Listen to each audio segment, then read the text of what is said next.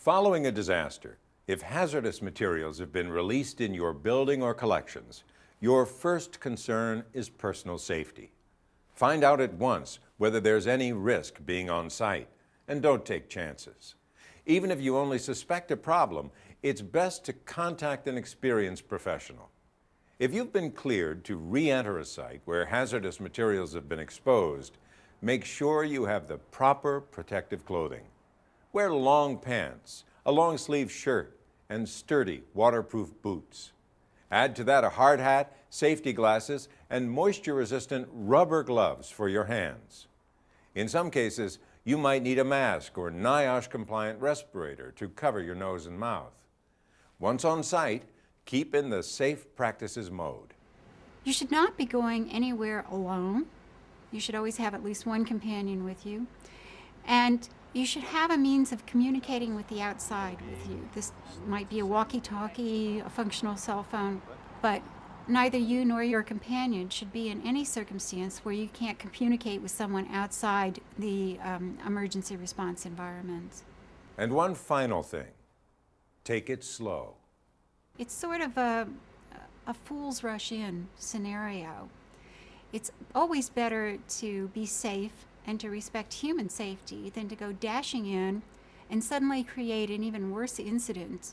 In general, there are three types of hazardous materials problems: building hazards, debris hazards, and collections hazards. Building hazards arise out of the facility's materials and construction. Lead-based paint and asbestos are well-known hazards, but they're not always easy to spot, so be alert.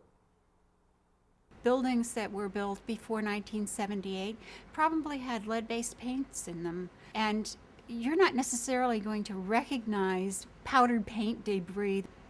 The same thing would be true with asbestos-containing materials in buildings built before 1980. There may be asbestos blown all over as a result of a high windstorm, a tornado, a hurricane. You're not necessarily going to recognize it because the particles are at a microscopic level. Remember, any concerns regarding lead-based paint or asbestos should be referred immediately to a hazardous materials expert. Debris hazards generally occur as a result of a disaster. For instance, floodwaters or mud can carry hazardous materials like garbage and sewage into your building. Before any re-entry or salvaging starts, you'll need waste disposal contractors to remove unsanitary and dangerous debris. Again, even if you're cleared to re-enter the building, stay alert. In general, most collections won't pose a major hazard to your health and safety, but think proactively and be on the lookout for any potential problems. A hazard can become a risk for human safety if it can be absorbed through the skin or through the eyes, inhaled, or ingested in any way. Your best defense is good knowledge of your own collections. When it comes to collection-based hazards, perhaps the most obvious key would be, has there been a lot of damage to the collections such that materials have broken open or been allowed to deteriorate for some reason? This may release hazards that otherwise wouldn't be a problem. Specimen jars are a case in point. Normally they're safe, but if they crack or break after a disaster, they can leak chemicals. As for other examples, after a fire, toxic lead could be released from stained glass windows, old bullets, and some ceramic glazes. Cellulose nitrate film is highly flammable and cannot be extinguished. If you think you have any in your collection, contact your fire department. And whatever you do, don't dispose of suspected hazardous materials without checking with an expert. In most emergency situations, the collection-based hazards don't necessarily pose a great risk to human safety as long as you take some reasonable precautions. One of the best things you can do is to keep your protective clothing intact and wear gloves whenever you're handling objects exposed to a hazard. An emergency is not always over when the fire has been put out or the floodwaters have receded.